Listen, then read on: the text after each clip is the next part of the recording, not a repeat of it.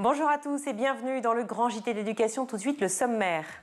L'éducation pour tous est un droit en France. Pourtant, certains enfants en sont privés ou sinon défavorisés à leur entrée à l'école.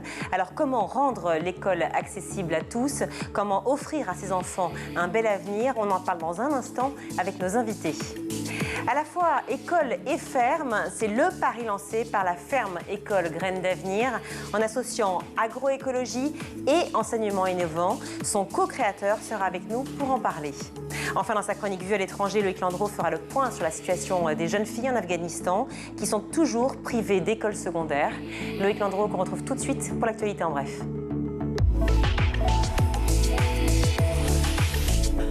Bonjour Loïc. Bonjour à tous. Vous nous avez parlé hier du budget 2023 alloué à l'éducation nationale et ce matin, le ministère de l'Éducation a encore précisé les choses. Oui, j'avais évoqué, rappelez-vous, ces 935 millions d'euros consacrés à la revalorisation d'au moins 10% du salaire des enseignants dès la rentrée 2023. Sauf qu'à la mi-septembre, Pape Ndiaye avait semé le doute en affirmant que seuls les débuts de carrière seraient concernés par cette hausse. Mais ce matin, le ministère de l'Éducation a bel et bien confirmé qu'elle concernera tous les professeurs déjà en poste et qu'ils bénéficieront aussi d'une revalorisation supplémentaire s'ils acceptent d'autres missions au sein de leur établissement. Les deuxièmes moitiés de carrière seront également concernées par des avancées plus rapides. Le ministère explique, je cite, que pour un professeur avec quelques années d'ancienneté, on pourra aller jusqu'à 25% d'augmentation. La question est combien d'années, évidemment. C'est ça. Pendant ce temps, Pape Ndiaye est arrivé à La Réunion. Le ministre s'est posé effectivement ce matin pour une visite officielle de 3 jours. Tout au long de ce mardi, il a notamment rencontré des élèves d'une classe d'unité localisée pour l'inclusion scolaire dans un collège de la capitale, Saint-Denis, avant de se rendre dans un lycée de Sainte-Anne pour évoquer la voie professionnelle et les métiers de la santé et des soins à la personne. Demain, mercredi, Pape Ndiaye échangera notamment avec une cinquantaine de jeunes sur les sujets qui les préoccupent avant d'aller inaugurer jeudi un nouveau collège, entre autres visites, à savoir qu'aucune rencontre avec les syndicats locaux n'est prévue.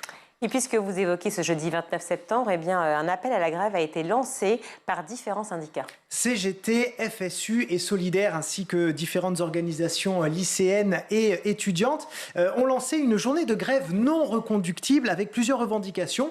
Le pouvoir d'achat, la réforme des retraites, le droit des travailleurs et la revalorisation des salaires. Il va y avoir plein de secteurs qui vont être impactés, comme la SNCF, les transports urbains, les services publics, mais aussi l'école, ainsi que les accueils périscolaires et les cantines. Pour rappel, les enseignants de primaire ont l'obligation de se déclarer grévistes pour permettre aux parents de s'organiser en amont, ce qui n'est pas le cas au collège et au lycée.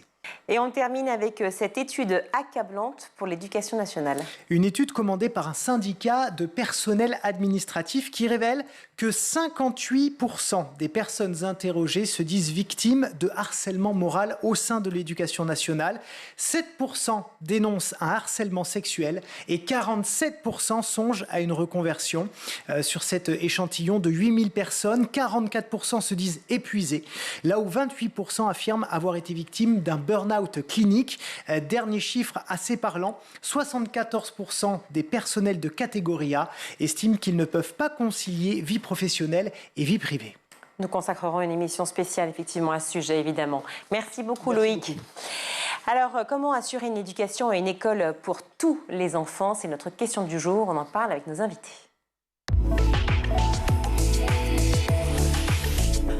Pour en parler, je suis ravie d'accueillir en plateau Céline Hein. Bonjour. Bonjour. Merci d'être avec nous. Vous êtes chargée du programme plaidoyer à l'UNICEF et spécialiste des questions d'éducation. Face à vous, Hervé Lo, bonjour. Bonjour. Merci beaucoup d'être avec nous. Vous êtes directeur de la prospective et du plaidoyer chez SOS Village Enfants. L'éducation, on le sait, est un droit fondamental, faut-il encore le rappeler. Tous les enfants devraient avoir le droit d'aller à l'école et pourtant, encore aujourd'hui, certains n'y ont pas accès. À l'UNICEF, justement, vous luttez tous les jours pour rendre l'école accessible à tous. Quels sont les profils des enfants que vous aidez ? Alors, ce qu'il faut savoir, c'est qu'en France, il y a de nombreux types de vulnérabilités qui sont des entraves à la scolarisation des enfants. Vous avez par exemple les mineurs non accompagnés, vous avez les enfants vivant en outre-mer qui eux aussi connaissent des freins spécifiques à leur scolarisation, les enfants en situation de handicap, Et vous avez les enfants en situation de mal logement ou vivant en bidonville qui aussi ont certaines difficultés d'accès à la scolarisation. Donc c'est principalement sur ces publics-là qu'on appuie nos actions. Le nombre d'enfants pauvres en France, il faut que je rappelle les chiffres quand même parce qu'on ne se rend pas forcément compte. Vous avez constamment accès à ces chiffres qui sont extrêmement douloureux. Mais il faut le rappeler, le nombre d'enfants pauvres en France ne recule pas. Un enfant sur 5 vit sous le seuil de pauvreté, soit 3 millions d'enfants. Je suis abasourdie, moi, quand je regarde les chiffres. Hervé Lo, est-ce que, encore une fois, vous êtes, donc je disais, directeur de la prospective et plaidoyer chez SOS Village d'Enfants. On va en parler, de SOS Village d'Enfants. Mais avant, une réaction par rapport à ce chiffre. 3 millions d'enfants qui vivent sous le seuil de pauvreté en France. Comment on peut expliquer ça ? On espère que ça bouge surtout. On est très en deçà des engagements de la France par rapport à la Convention internationale des droits de l'enfant. Il y a beaucoup de collectifs et on s'y retrouve souvent pour dire qu'il faudrait passer de la Convention aux actes, notamment sur ces enjeux-là. Et puis après, nous, la spécificité qu'on a, c'est accueillir les enfants qui sont en situation de placement à l'aide sociale à l'enfance. Les enjeux ne sont pas toujours sur la précarité des familles, mais ça peut arriver. Et effectivement, il y a une singularité pour ces enfants. C'est que 2/3 d'entre eux se retrouvent souvent en retard et seulement 13% accèdent à des formations supérieures alors qu'il n'y a pas de fatalité. Et effectivement, ils ont plein d'autres combats à mener que celui du quotidien et du scolaire. Pour autant, on s'est dit qu'il fallait travailler à leur accrochage scolaire. Ils sont scolarisés, mais il faut tout faire pour qu'ils soient maintenus et qu'ils puissent aller le plus loin dans leurs études. Alors justement, on va en parler de ce qui se passe justement à la fois à l'UNICEF et chez SOS Village d'Enfants. Juste revenir sur ce chiffre, peut-être une réaction, Céline 1, sur les 3 millions d'enfants qui vivent dans cette situation. Comment on l'explique ? Comment on est arrivé là ? Encore une fois, c'est le collectif, vous le disiez, chaque fois, on a l'impression que c'est toujours le peuple, les associations qui font l'effort d'eux.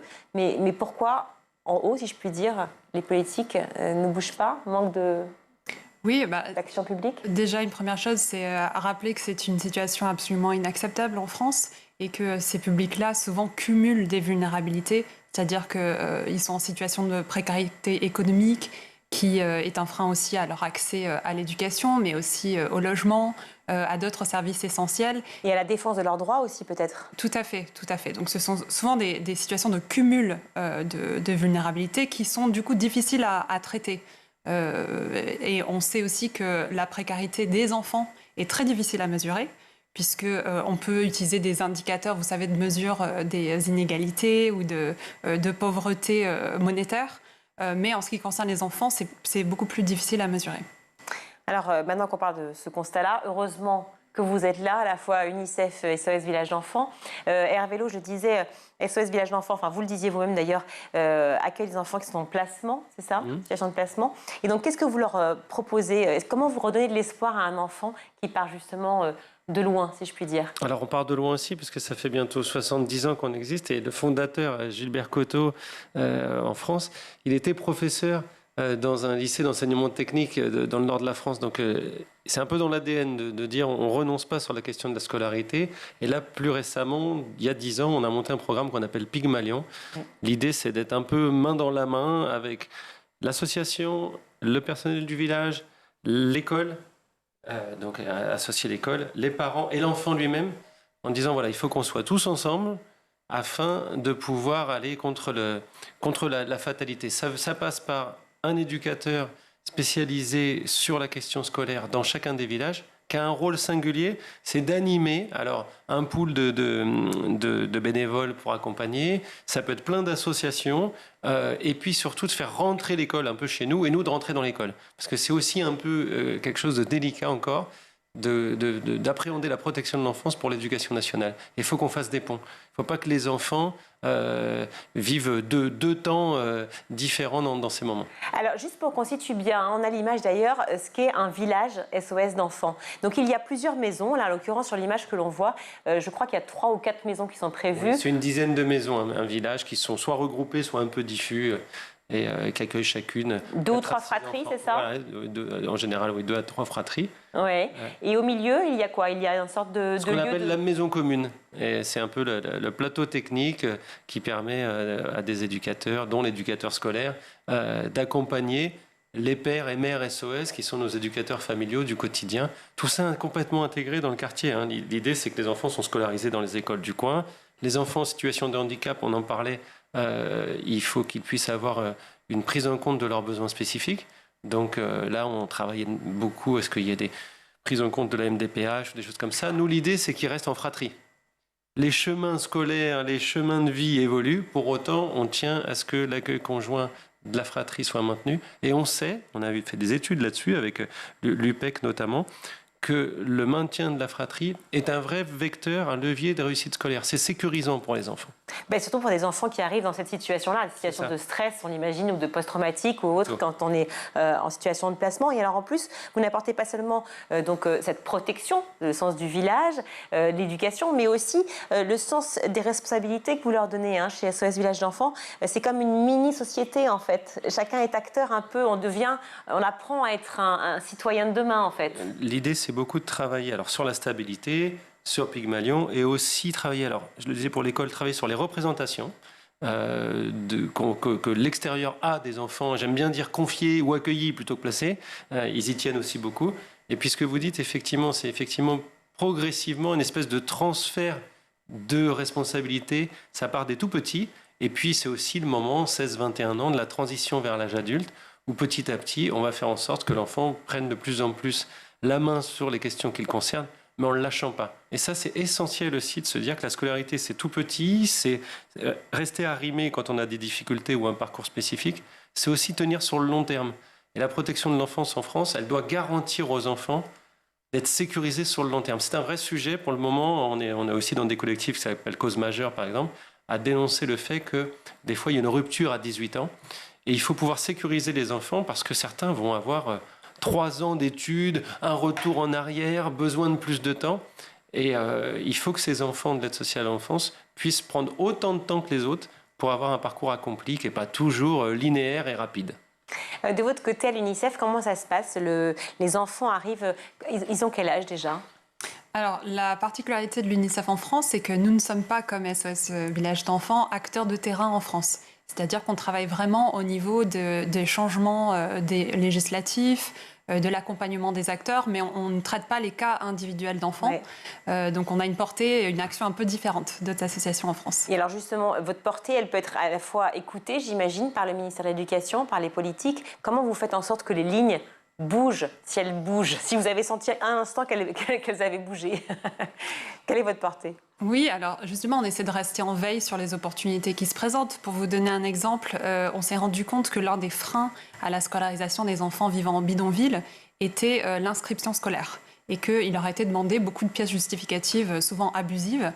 Et donc là, on a travaillé avec d'autres associations pour faire simplifier ces procédures administratives, concrètement par un décret de la loi pour une école de la confiance de 2019. Et donc ce changement législatif a permis à ces enfants d'être scolarisés plus facilement. Donc bien sûr, il y a encore des refus, mais il y en a moins par rapport à ce qu'on connaissait avant. Aujourd'hui, la France se retrouve au 35e rang sur 37 pays dans notre classement des écarts de performance scolaire. On en parlait. Comment peut-on encore tolérer cela? C'est la question qu'on se pose tous. J'imagine que vous allez me répondre, non, on ne peut pas le tolérer. Mais comment on fait justement pour pouvoir enrayer cela au jour le jour et notamment au sein de l'UNICEF? Quelle est votre action? Alors, ça se joue bien sûr à différents niveaux. Au niveau législatif, donc s'assurer que toutes les politiques publiques qui sont mises en place sont vraiment dans cette optique de lutte contre les inégalités, que ces actions soient mesurées aussi, qu'on se rende mieux compte de ce qui est efficace, ce qui marche et qu'on puisse le reproduire à plus grande échelle. Après, ça se joue aussi au niveau des établissements scolaires, de s'assurer que les enseignants soient formés à la prise en compte de certaines vulnérabilités, que les enfants se sentent accueillis au sein des établissements scolaires. Oui, c'est ça le problème, c'est la formation aussi des enseignants par rapport à cela. Est-ce que vous avez un moyen d'action? Il y a un champ possible, parce que les professeurs, on le sait, sont exsangues, ils ont beaucoup de travail par ailleurs. Comment fait-on pour pouvoir justement les former à ça? Il y a un champ possible, c'est que de peut-être trouver le moyen d'avoir, au moment de leur formation initiale, une initiation aux enjeux spécifiques de la protection de l'enfance, parce qu'ils sont aussi, eux, un premier regard, un premier lieu d'observation. C'est eux aussi qui peuvent détecter des enfants qui sont en souffrance, etc. Donc c'est important. Il y a aussi, vous posiez la question de comment on fait pour lutter. Oui. Et à l'école, il y a tout l'étayage autour. Et l'idée aussi, alors là, j'ai des exemples à Busigny, dans le Nord, le premier village en France. Ils sont aujourd'hui, avec une association, ils travaillent sur... et des petites curiosités avec des petites expériences qui permettent finalement de les résumer, etc. Enfin, il y a des détours possibles. À Marseille, le village de Marseille travaille avec une psychomotricienne qui fait du yoga et qui travaille la question de la concentration des enfants. Et on croit beaucoup à ce genre de détours. Et on est aussi avec avec Break Poverty, par exemple, sur de la remédiation autour de l'ordinateur et un mentorat possible. Donc c'est aussi plein de petites pierres comme ça, parce que ce dont on se rend compte, c'est qu'il y a l'école et il y a tout le périscolaire qui est en train de devenir extrêmement important. Il y a des enfants qui ont une offre très, très, très inégalitaire sur le périscolaire. Donc, et oui, justement. On a essayé de le renforcer. Parce que qui dit défavorisé, si je puis dire, encore le mot n'est pas très très joli, mais enfin c'est comme ça qu'on appelle ça, dit forcément non-accès ou difficile, enfin accès difficile justement à tout le périscolaire. Alors on le sait, nombre d'associations, et on en a reçu ici sur ce plateau, qui font un travail remarquable pour ces enfants, de manière à ce que les abonnements soient extrêmement réduits, ou voire même gratuits, que ça soit possible. Mais même, tout simplement, le fait d'y aller et de se sentir aussi en droit de mériter cela, peut-être que c'est aussi une étape pour ces enfants. Tout à fait. Il y a cette question, bien sûr, du périscolaire, mais aussi, comme vous disiez, des transports scolaires, de la restauration scolaire. Tout ça peut être aussi facteur de décrochage pour ces enfants lorsqu'ils n'ont pas toutes ces conditions réunies pour pouvoir accéder à l'école. Je tenais juste à signaler aussi qu'il y a un dispositif efficace pour aller vers ces enfants, c'est les dispositifs de médiation scolaire. Nous, on y croit beaucoup à l'UNICEF France. Donc, ce sont des dispositifs financés par des crédits de l'État qui vont aux associations pour permettre à des professionnels d'aller vers ces enfants les plus vulnérables. Et comment ça marche? Comment ça fonctionne? C'est-à-dire que c'est un établissement qui fait appel? C'est donc porté par des associations ouais. qui elles-mêmes embauchent des médiateurs scolaires sur la base de ces crédits de l'État. D'accord. Et ensuite, ces médiateurs scolaires ont pour action de se rendre dans les lieux de vie des enfants les plus vulnérables, donc notamment des bidonvilles. Et là, elles font des actions auprès des familles pour justement raccrocher ces enfants à l'école, les aider avec les procédures d'inscription scolaire, participer à l'assiduité scolaire aussi et s'assurer que ces enfants ne connaissent pas des ruptures scolaires. Quand vous dites le mot bidonville, il y a encore des Français qui vous regardent et qui vous disent « Non mais attendez, il n'y a pas de bidonville en France ?» Il y a des bidonvilles en France.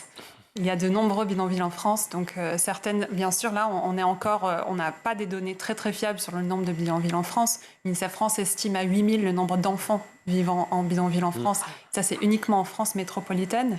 Ce qui se passe en Outre-mer est encore une autre question dont on dispose encore moins de données. Une délégation aux droits de l'enfant a été créée à l'Assemblée nationale. C'est un soulagement pour vous, ça y est? C'est une petite victoire collective quasiment, parce qu'on a UNICEF, nous, et puis une trentaine d'autres associations. On est dans un collectif qui l'a demandé, notamment pendant l'élection présidentielle et législative ensuite. Donc maintenant, il va falloir se donner les moyens d'aller au bout. On espère que le Sénat va suivre, qu'ils arriveront à travailler ensemble, parce que c'est essentiel. En plus, c'est assez transpartisan. Et il faut absolument réunir les bonnes volontés de tous les partis pour que les choses avancent, parce que malheureusement, c'est un sujet qui touche tout le monde 5 minutes, mais dont personne ne se préoccupe longtemps. Donc ça, c'est un vrai enjeu. Alors, personne ne se préoccupe ou ils ne savent pas justement comment s'en préoccuper? C'est-à-dire qu'en fait, ils sont un peu démunis. Ils se disent il faut effectivement protéger les enfants, mais alors de quelle manière, on ne sait pas. Et puis... Il y a quand même beaucoup d'initiatives, d'idées. Donc c'est l'hypocrisie alors de leur part? En tout cas, il faut s'en donner les moyens. C'est une politique qui est hyper noble, mais qui s'inscrit dans le très long terme. Donc il faut pouvoir se donner les moyens du long terme. Je pense à un exemple aussi qu'on vit en village d'enfants, mais aussi partout. Des enfants en situation de handicap qui sont confiés, mais peu importe. Il y a un vrai... la politique de 2005, leur inclusion dans l'école, etc., c'est une volonté chouette et tout à fait pertinente et honorable. Aujourd'hui, on voit le statut des AVS qui débauchent à partir de juillet pour être réembauchés en septembre. Toutes ces ruptures, et nous on le voit, on a certains enfants qui, faute d'accompagnement dédié, se retrouvent avec des scolarités obligatoires à portions congrues. Il n'y a pas d'AVS par semaine. Il n'y en a pas ou peu, il en manque terriblement et en plus ils sont sous-payés. C'est dramatique. Et ça, c'est un vrai sujet. Et vous le rencontrez, j'imagine, évidemment, tous les jours auprès des enfants. Exactement. Et on est sur une loi qui date de 2005, on est en 2022. C'est bien pour montrer que pour que l'initiative qui était plutôt bienvenue porte ses fruits, à un moment, il faut pierre par pierre y arriver. Et en fait, on a du mal pour le moment. On espère que la délégation va essayer, va permettre d'avancer et de stabiliser et des ressources et une politique un peu au long cours. Au sein de SOS Village d'enfants, mais j'imagine aussi, lorsque vous parcourez effectivement l'établissement et puis même ceux avec qui vous discutez, Céline, il y a l'UNICEF, l'importance du sport tout le temps revient. À chaque fois que je discute avec eux, même quand on parle effectivement des REP, des réseaux d'éducation prioritaire, on sait à quel point le sport est nécessaire pour pouvoir fédérer, pour l'importance du sens de l'effort et du collectif. Vous mettez vraiment ça... Oui, alors il y a alors SOS Village d'enfants, à côté du programme Pygmalion, il y a un autre programme qui s'appelle le PEPS, le programme d'épanouissement par le sport, et effectivement qui réunit chaque année des enfants de villages différents sur des enjeux. Alors ça peut être pour régler des questions d'estime de soi, de conflits avec les adultes, parfois de confiance scolaire, et ils vont partir sur un programme qui va durer 3 fois une semaine. Et c'est vraiment bluffant. Moi, il m'est arrivé d'avoir les conclusions du PEPS, etc. C'est bluffant de ce que ça peut permettre de mise en confiance. Donc, effectivement, comme médiation de sport, mais il y a les médiations culturelles. Ce à quoi on croit beaucoup, nous, c'est un panel de solutions. Parce que pour un enfant, ce sera le sport qui sera la solution. Pour un autre, ce sera une approche culturelle. L'autre sera le jeu d'échecs. Et il faut, par contre, pouvoir leur proposer beaucoup de choses. Et puis, il y a juste une petite chose, il y a les parents. Les parents naturels, mais aussi les coparents, les suppléants, comme nos mères SOS, les pères SOS, eux aussi, il faut les aider à apprendre à apprendre. C'est un niveau de stress, l'accompagnement des devoirs des enfants qui est énorme. N'importe quelle famille vit ça, mais n'importe quel éducateur aussi. Et nous, dans nos familles SOS, il y a un vrai enjeu et on a beaucoup travaillé à essayer de trouver la bonne place dans ce moment stressant, parce que le plus important, c'est de poser un regard positif sur l'enfant qui est en train de faire ses devoirs. Même si on ne comprend rien à son devoir de physique, ce n'est pas tellement important. Pour autant, ça pourrait être intéressant d'avoir aussi un bénévole qui vient l'aider techniquement à réussir son devoir de physique. Mais il faut que tout le monde s'y mette. Et c'est un peu l'état d'esprit dans lequel on ressent en fait la présence de bénévoles, la présence de gens comme vous qui effectivement se donnent à fond pour pouvoir essayer de rendre leur vie plus douce. Mais enfin, l'alerte, elle est quand même du côté des politiques, du gouvernement et de l'argent qu'il faut déployer pour ça, non, Céline? Tout à fait, tout à fait. Il y a encore des efforts à poursuivre pour s'assurer de ça. On a vraiment une vision des droits de l'enfant qui sont connectés les uns aux autres. Donc quand vous travaillez sur le droit à l'éducation, vous travaillez aussi sur le droit au loisir, au sport, à la culture, à la santé. Et ça, on l'a vu notamment avec les fermetures d'écoles, que lorsque les enfants ne peuvent plus accéder à l'école, on a eu aussi beaucoup d'entraves à la protection de l'enfance, à l'accès à une alimentation saine, aux services de soins. Tous ces droits sont vraiment imbriqués les uns aux autres. Et oui, parce que le mot bidonville, c'est pas rien. C'est mal vivre, mais c'est aussi mal manger. C'est ne pas se cultiver. C'est plein de choses qui sont dramatiques pour tous ces enfants. Donc on espère évidemment que tout cela bouge. En tout cas, merci 1000 fois à vous deux d'avoir été avec nous. Et merci de tous les efforts que vous déployez les uns comme les autres. Donc Céline, je rappelle que vous êtes chargée du programme plaidoyer à l'UNICEF et spécialiste donc, de questions d'éducation. Et Hervé Lo, directeur de la prospective et du plaidoyer chez SOS Village d'enfants. Merci à vous deux. Merci à vous. On marque une pause et on se retrouve.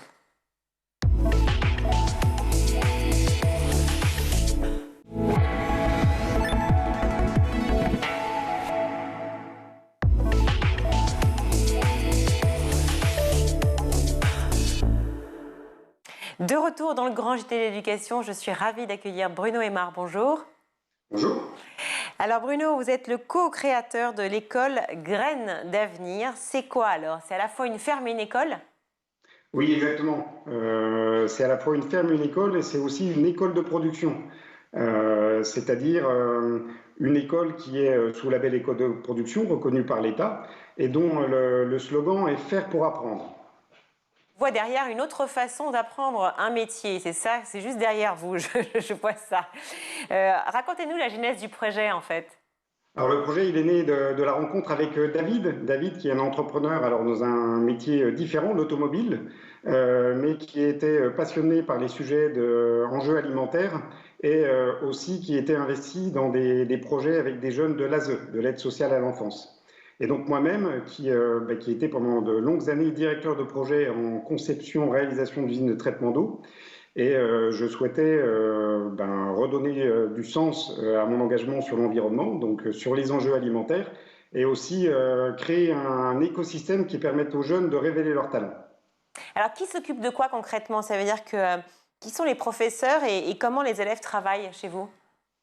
Alors, les élèves travaillent, on les met dans des conditions réelles de production. C'est le principe des écoles de production, c'est-à-dire que, par exemple, le mercredi, ils font de la vente à la ferme, donc on reçoit 70 clients. Ils ont récolté les fruits et légumes le matin, ils ont monté l'étal, et pendant toute la journée, ils vont servir des clients particuliers. Le reste de la semaine, ils vont préparer des commandes pour d'autres professionnels, que ce soit des cantines scolaires, des épiceries, des associations qui livrent des paniers sur Versailles, par exemple. L'idée est d'avoir une foultitude d'exigences clients pour mettre ces élèves dans différentes conditions, exigences clients, mais aussi rencontrer différents métiers. Que ce soit grossiste, que ce soit vente au détail, que ce soit des fermes qui font à la fois de la production et de la vente. Voilà. Oui, en fait, il y a une vraie logique. En fait, on cultive, on cuisine, on vend, et puis on crée en fait un vrai sens de logique profession, entreprise, enfin école-entreprise.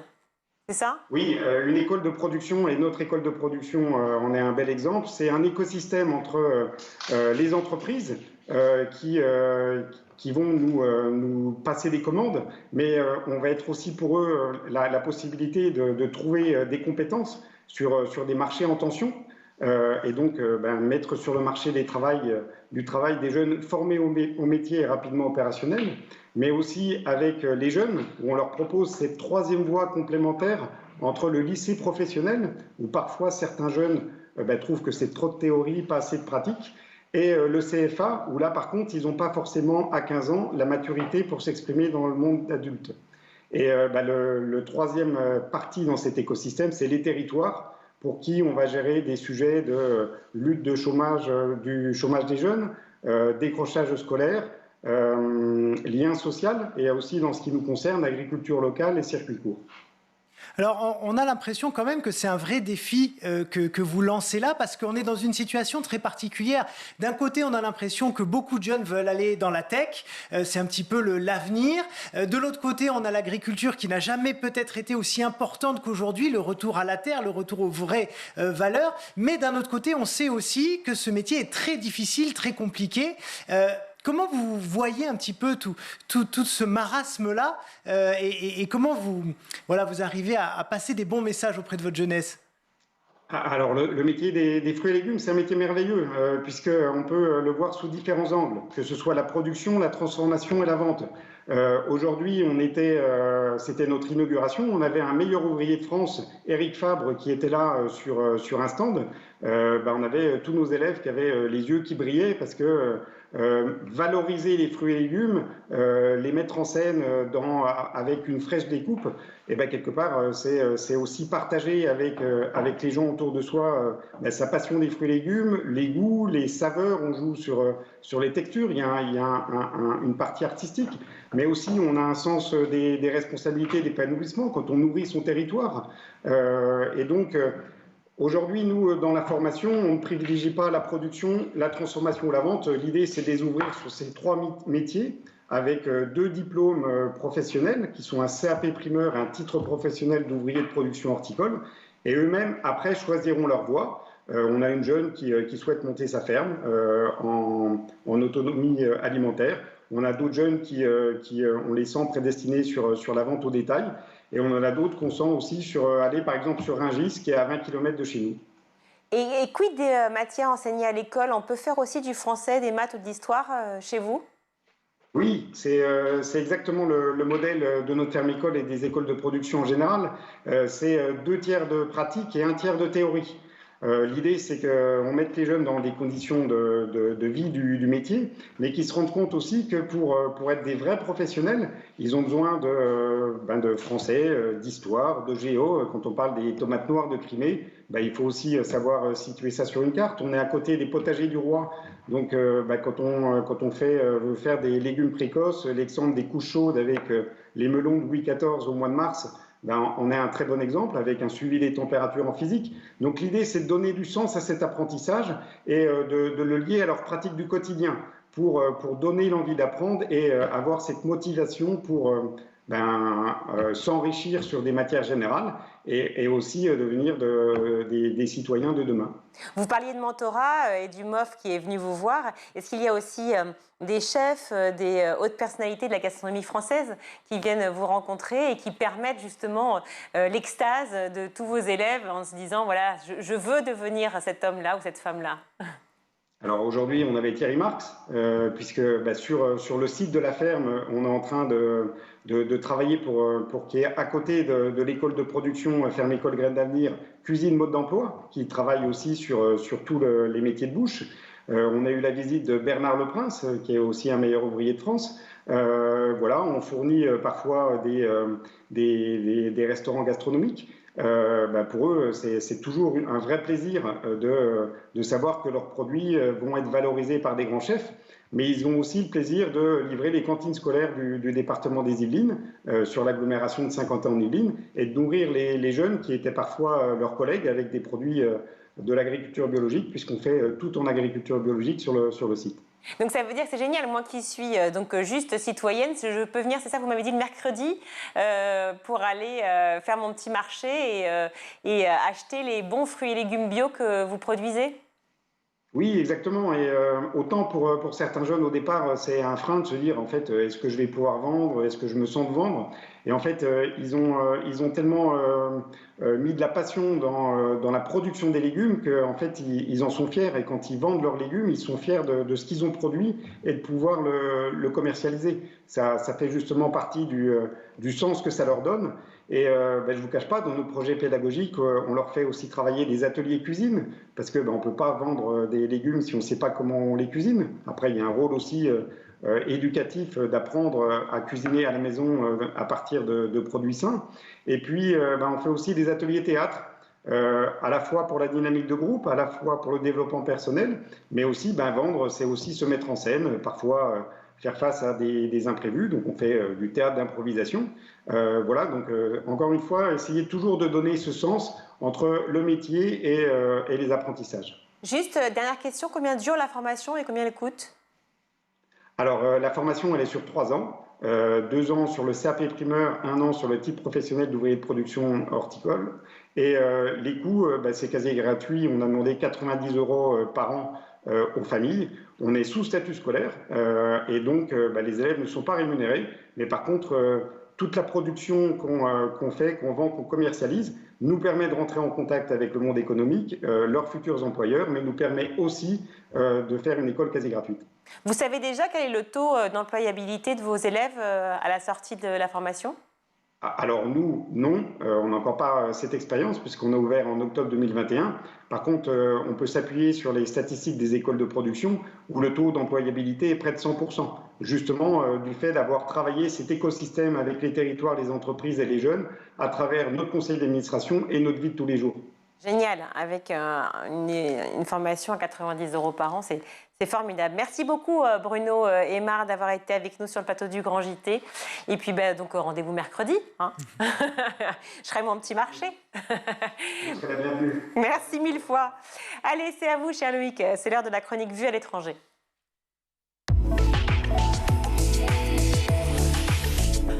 Alors pour ce nouveau voyage, cher Loïc, hors de nos frontières, vous nous emmenez en Afghanistan où la situation des jeunes femmes reste très préoccupante. Pour ne pas dire catastrophique, effectivement, depuis le retour au pouvoir des talibans, c'était il y a un peu plus d'1 an maintenant, eh bien, malgré les promesses qu'ils ont faites au début, le quotidien est toujours un enfer. Burqa intégral obligatoire, même pour les petites filles. Les femmes ne sont plus autorisées à travailler hors de chez elles. Elles ont été totalement écartées de la vie culturelle, sociale, politique de leur pays. Elles ont, écoutez bien, interdiction de parcourir de longues distances sans un chaperon masculin. Et pour ce qui concerne l'école, eh bien, elles ne peuvent plus étudier après la 6e. Donc après la 6e, ça veut dire qu'après 12 ans, les jeunes filles ne sont plus scolarisées du tout. Exactement, c'est ça. Et en fait, c'est voulu parce qu'une jeune fille sans éducation, c'est une jeune fille sans vision, sans culture, c'est une jeune fille qui ne remet pas en cause l'ordre établi, qui ne conteste pas, donc qui ne prend pas sa place. Selon l'idée des talibans, bien sûr. C'est quelqu'un qui ne prend pas sa place dans la société sur tout un tas de sujets. Donc en coupant les jeunes filles de l'école, les talibans les isolent et en font en fait des femmes soumises, mais surtout résignées. Et ça touche quand même 1 million d'élèves féminines selon les Nations Unies. Résignées ou alors c'est parce qu'elles n'ont absolument pas le choix. Exactement. Est-ce qu'il y a quand même des solutions? Oui, alors certaines d'entre elles, ainsi que des jeunes hommes d'ailleurs, sont partis du pays pour étudier à l'étranger, mais ça... Bien sûr, c'est pour les plus riches, mais pour les plus pauvres, eh bien, il y a les Nations Unies qui ont mis en place le Youth Peer Educators Network. C'est une initiative qui existe un petit peu partout dans le monde, dirigée par des jeunes à destination des jeunes. Alors, en gros, des Afghanes entre 17 et 20 ans donnent des cours à ces adolescentes jusqu'à ce qu'elles puissent retrouver une scolarité normale. Et comme il s'agit d'un programme international et humanitaire, eh bien, les talibans ont un peu moins de prise, je dirais, pour l'interdire, même si ces cours-là se font toujours un petit peu cachés quand même. Et donc, il y a les écoles clandestines. Ouais, c'est ça. Effectivement, chaque matin, et principalement à Kaboul, il y a des centaines d'adolescentes qui défient le pouvoir en place et qui rejoignent des collèges et des lycées clandestins qui sont donc ouverts malgré l'interdiction. Voilà, le seul problème, et qui est un problème de taille, c'est que l'école pour les jeunes filles est interdite, donc il n'y a plus de diplôme, l'équivalent de notre brevet, l'équivalent de notre bac. Donc en fait, les jeunes filles, même si elles continuent d'apprendre, elles ne passent plus de diplôme et donc elles ne pourront pas aller à l'université. Et l'ONU fait quelque chose pour ça? Alors l'ONU, oui, bien sûr, elle essaye de faire ce qu'elle peut, mais comme vous le savez, elle a une action diplomatique et de négociation avec les différents gouvernements. Elle ne peut pas obliger un gouvernement à faire quelque chose, malheureusement. La semaine dernière, néanmoins, l'ONU a une nouvelle fois demandé officiellement aux talibans de rouvrir les écoles pour les filles, qualifiant leur fermeture, je cite, de honteuse et sans équivalent dans le monde. Je vais vous citer un récent communiqué de l'ONU. Il incombe aux talibans de créer des conditions favorables à la paix, à l'inclusion, à la sécurité, aux droits de l'homme et à la reprise économique. La communauté internationale reste prête à soutenir un gouvernement qui soit représentatif de l'ensemble de la population et qui respecte ses droits. Surtout que je rappelle que dans les collèges et les lycées, pour les garçons, c'est ouvert, oui, tout à fait normalement. Et donc, on est clairement dans une cabale contre les femmes. C'est tout à fait clair, effectivement. Et de leur côté, ça me fait rire, mais c'est vraiment pas drôle, les talibans ont affirmé que la fermeture des écoles pour filles était due, je les cite, à un problème technique. Voilà, c'est ce qu'ils disent.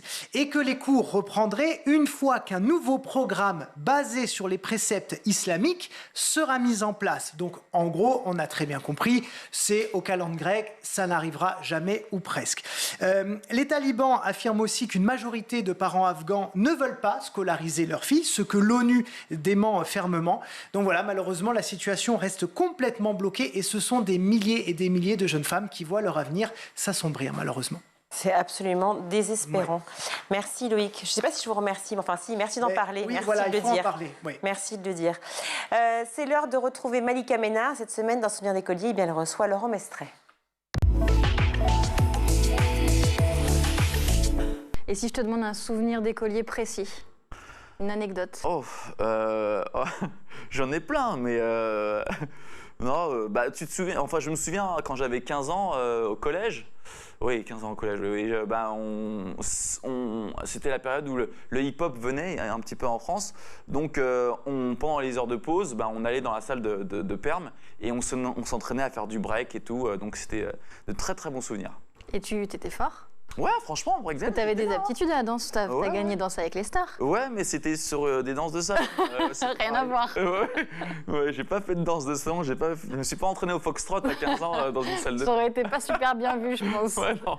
Et justement, les amis que tu as gardés de l'enfance, quand ils te voient participer à Danse avec les stars, qu'est-ce qu'ils pensent? Ah, je les ramenais, hein. Ah, tu les as ramenés? Je me souviens, avant chaque danse, je me souviens, dans ma salle, tu vois, on appelait ça dans ma loge, on était 5, 6, voire jusqu'à 10. Je jouais au Uno avant d'aller danser, j'avais ma petite chicha. Je ramenais un maximum de monde et j'amenais tous mes potes, tu vois. Et je demandais à droite à gauche si certains ne ramenaient pas leurs accompagnants. Donc je récoltais un maximum de places et on était des fois 10 dans ma loge à jouer au Uno avant d'aller danser, tu vois. Mais jamais stressé, tu vois. D'ailleurs, Denitza est donné ouf. Mais pourquoi tu stresses pas? Toi, t'es jamais stressé? Rarement. T'étais pas un élève stressé? Non, mais j'ai su avec l'expérience gérer mon stress, mais c'est rare, tu vois. Bon, forcément, dans le premier prime, j'étais un peu stressé, mais au final, je prenais du plaisir. Tu vois, le stress, ça me procurait du plaisir. L'adrénaline me donnait du plaisir, et toujours maintenant d'ailleurs. Mais, Et avant un examen à l'école? Non, tu vois, non. Enfin, maintenant, surtout moi, avant aussi, je stressais quand même. Ah, tu révisais ou tu pas? vois, oui, bien sûr, mais tu vois, avant par exemple une compétition de boxe française, parce que j'ai fait la compétition, j'étais un peu stressé, même pour certaines danses et tout. T'as toujours ce petit cœur qui palpite, mais maintenant je me dis, tiens, voilà, j'ai rien à perdre, je pense pas, voilà, il y aura pas mort d'homme, donc je stresse pas, je suis relax. C'est un peu la philosophie que tu transmets dans ton livre. Ouais, c'est ça. T'as arrêté tes études à 19 ans?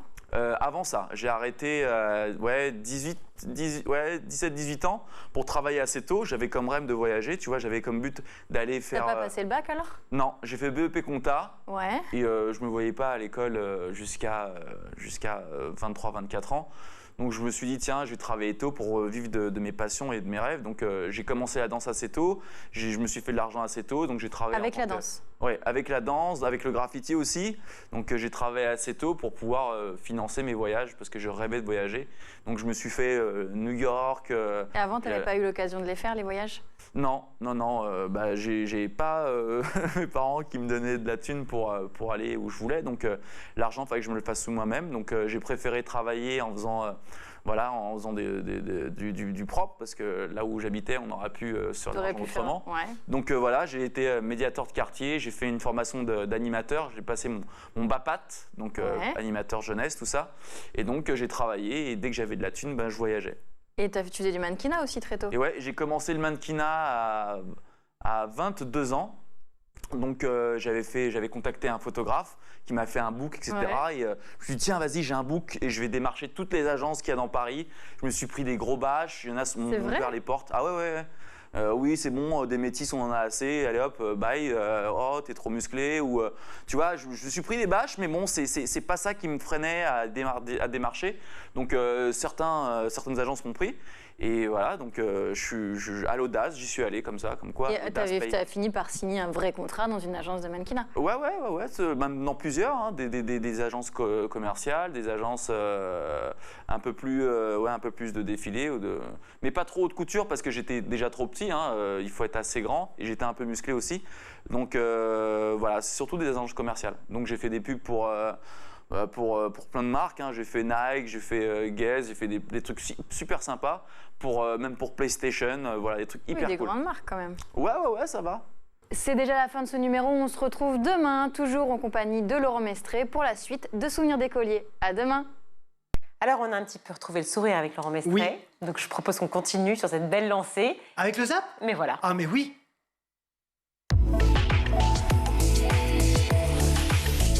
Il y a en effet ce phénomène massif, majeur, de jeunes décrocheurs sans emploi, sans formation, sans études, ce qu'on appelle les NEET, N2ET, cet acronyme anglophone, 14 millions de moins de 25 ans dans ce cas, en Europe, 1,5 million de jeunes en France, en tout cas les chiffres, hein, Alain, qu'on a réussi à regrouper tout au long de ces saisons. D'abord, le phénomène des NEET, il est lié à quoi ? Alors, il est lié à quoi? Il est lié probablement au fait que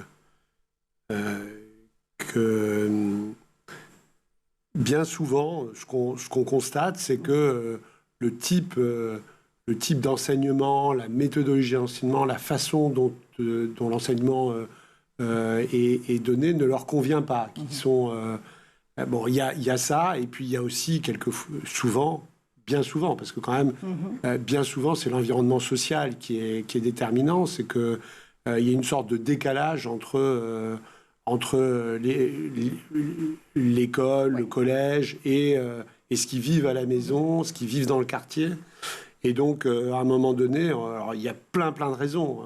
On ne peut pas dire qu'il y a une seule raison, mais parce qu'on peut retrouver des NEET, y compris dans des couches sociales... couches moyennes et pas forcément uniquement dans les couches sociales très défavorisées. Mais il y a un moment où ils décrochent et ils décrochent de plein de choses. Des études, de la socialisation, du lien familial aussi parfois. On voit que c'est vraiment multifactoriel. Pourquoi justement le dessin humoristique, d'après vous, cette forme d'autodérision, c'est le plus puissant des outils pour aborder ce thème qui est encore tabou, on le disait effectivement autour de ce plateau, qu'est la contraception masculine?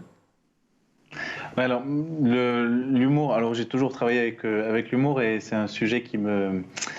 les masculinités, la virilité, c'est un sujet que j'aime travailler justement par l'humour parce que ça décomplexe aussi beaucoup.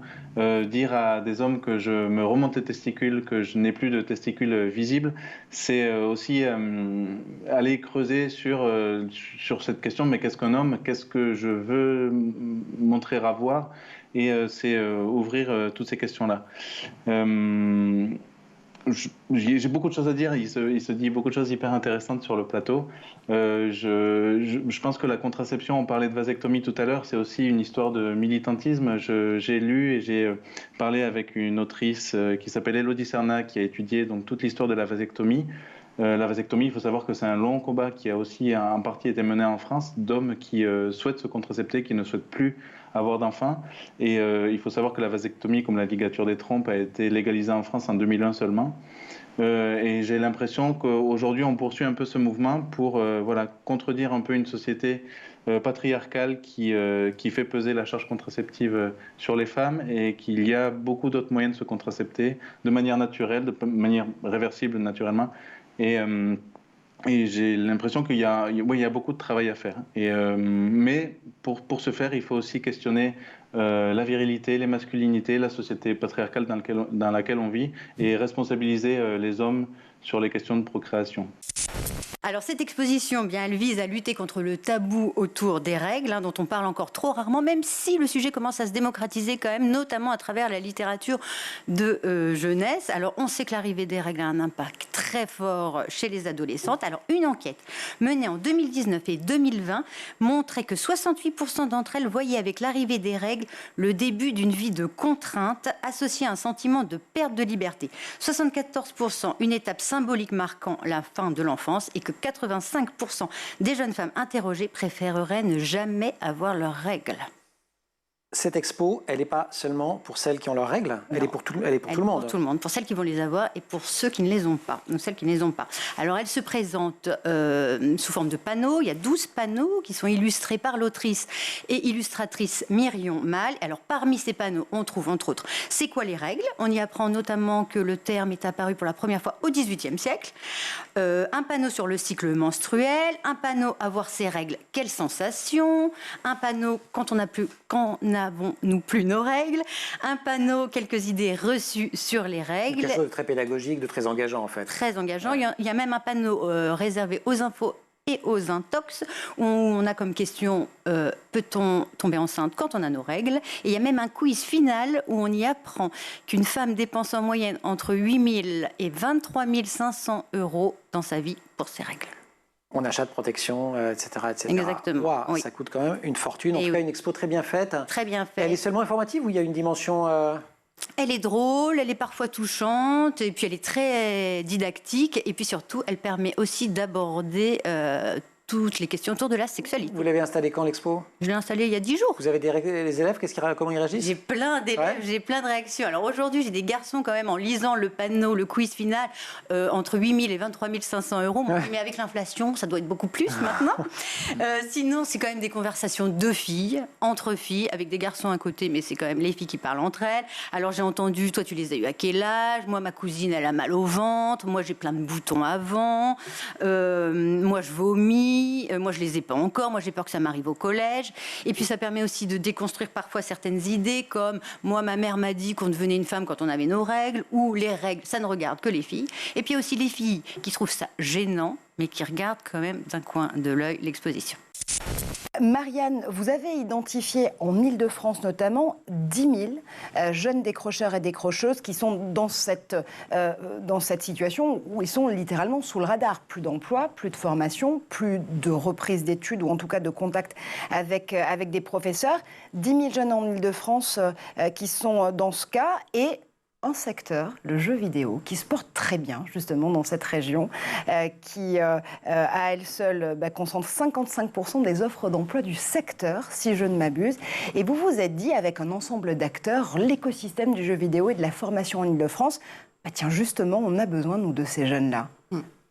En effet, c'est venu effectivement d'un constat qu'il y avait d'un côté des jeunes qui étaient en recherche d'avenir, de formation, de rêve, de passion, vous en parliez tout à l'heure, et de l'autre côté des entreprises du jeu qui avaient besoin de recruter sur certains postes. Alors il existe beaucoup de formations, beaucoup d'écoles en France et en Ile-de-France en particulier. Au métier du jeu vidéo. Qui forment les jeunes au métier du jeu vidéo. Souvent, ce sont des écoles qui sont payantes et qui sont assez chères. Il n'existe qu'une seule école qui est vraiment gratuite en France, mais c'est l'Engmin. Mais il faut déjà avoir un bac +3. C'est sur concours, donc on est sur un parcours très très sélectif. Du coup, on a eu ce constat que sur certains postes, on avait du mal à recruter, qu'il y avait un certain nombre de jeunes qui n'auraient jamais accès à ces formations, et qu'en plus, en tant que studio de jeu, je pense comme dans plein de secteurs, mais une des volontés, c'est de favoriser la diversité, la mixité sociale, de genre. Mais voilà, on a besoin, si on veut faire des jeux qui ressemblent à notre public et puis qui continue à plaire, si on veut continuer à être créatif, il faut aussi qu'on aille chercher des profils différents. Je pense que tous les gens qui ont une entreprise, qui créent un truc, on sait qu'on n'a pas besoin d'avoir des collaborateurs qui se ressemblent tous. Donc c'est aussi pour ça que c'était intéressant. Et du coup, au début, c'est Capital Game, qui est un cluster de jeux vidéo d'Île-de-France, qui a lancé cette initiative. Horizon Jeux Vidéo, il en existe ailleurs en France. Nous, on a décidé de créer donc Horizon Jeux Vidéo Île-de-France et surtout de créer la première formation gratuite et rémunérée qui s'adresse à ces jeunes. Et cette formation, elle s'appelle Avenir en jeu. Comment fait-on, mais avec les familles où on ne parle pas du tout de sexualité, où c'est tabou, parce que ça existe aussi, c'est un problème, parce que l'école ne peut pas non plus régler tous ces problèmes-là. C'est toute la complexité de l'histoire. C'est que vous avez des familles où la sexualité se parle, ou même si elle ne se parle pas de façon très claire, c'est clair que c'est possible, c'est pas tabou. Et donc, effectivement, des études ont montré que chez les enfants ou dans les familles, on arrive à parler sexualité, ou on arrive en tout cas à ce que la sexualité, ça n'est pas quelque chose de tabou, de mauvais, eh bien, ces enfants-là ont moins souvent, par exemple, ces jeunes filles-là ont moins souvent de grossesses non prévues, voire des avortements. Et donc, c'est clair. Mais c'est sûr que c'est très difficile, effectivement, et il y a parfois un gap entre les familles, l'école, la religion parfois, et que ça pose problème. Mais bon, nous sommes dans un État laïque, alors... Soyez optimistes. Thomas, briser ce tabou concernant la contraception masculine, ça peut passer par l'école? Ça doit passer par l'école? Il le faut. Moi, je rêverais d'un système scolaire où on montrerait toutes les méthodes possibles et efficaces aujourd'hui. C'est ça, en fait, le but de mon travail. C'est pas de dire que la méthode de contraception thermique est la meilleure et qu'il faut absolument utiliser celle-là. Comme disait Daniel tout à l'heure, il n'y a pas de bonne ou de mauvaise contraception. Il y a juste des contraceptions adaptées aux différentes personnes. Mais j'aimerais juste dans l'éventail des contraceptions possibles, on y intègre le slip chauffant, l'anneau contraceptif, la contraception hormonale masculine, et qu'on puisse choisir en connaissance de cause. Et ce serait une belle avancée que d'en parler dès le collège, dès le lycée. Il y a beaucoup de modernité dans cette société, par exemple autour des idées de justice, qui sont très importantes dans la société égyptienne. La justice est hyper importante parce que, figurez-vous qu'au dernier moment, lorsque il faudra passer devant le tribunal d'Osiris, c'est-à-dire au moment de savoir si on pourra accéder à un au-delà ou pas, eh bien, il y aura... il y a jugement. Jugement. On ne dit pas encore le jugement dernier parce que... On dit... on va le dire un petit peu plus tard avec la chrétienté, mais c'est la même idée au fond. C'est exactement la même idée, où le cœur est placé sur une balance et... On mesure les fautes qui ont été commises par le défunt et en fonction, soit il est amené à errer dans le néant, soit il est amené à rejoindre le royaume d'Osiris, donc qui est le dieu funéraire, et tout le monde aspire évidemment à rejoindre Osiris. Parce que c'est tout de même plus sympathique. Voilà. On peut aussi avoir une vie plus sympathique dans l'Égypte ancienne quand on est du côté de la famille royale plutôt que du côté des hérités. Il y a à la fois des passerelles. C'est-à-dire qu'on peut apprendre, il y a des formes d'école, on peut devenir scribe même en étant un peu en venant de la plèbe. Mais enfin, quand même, globalement, il vaut mieux être bien né quand même. Voilà, il vaut mieux être bien né que de naître dans une famille d'agriculteurs. Je vous le dis tout de suite. Même si effectivement, on arrive à trouver des passerelles, ou même on connaît une femme scribe. Eh oui, ça arrive. Mais comment vous dire même si la vie quotidienne qui est représentée sur les parois des tombes concerne justement qu'est-ce qui se passe dans un chantier agricole, qu'est-ce qui se passe dans un élevage de bétail, etc., il faut comprendre quand même que les tombes appartiennent à des personnes qui sont haut placées. D'ailleurs, je lisais un chiffre que j'ai plus sous les yeux, mais complètement dingue, les cités funéraires, c'est des villes. Il y a 60 000 habitants dans l'une d'entre elles, je ne sais plus laquelle, mais vous allez vous en souvenir. À Médinat Abou. Exactement.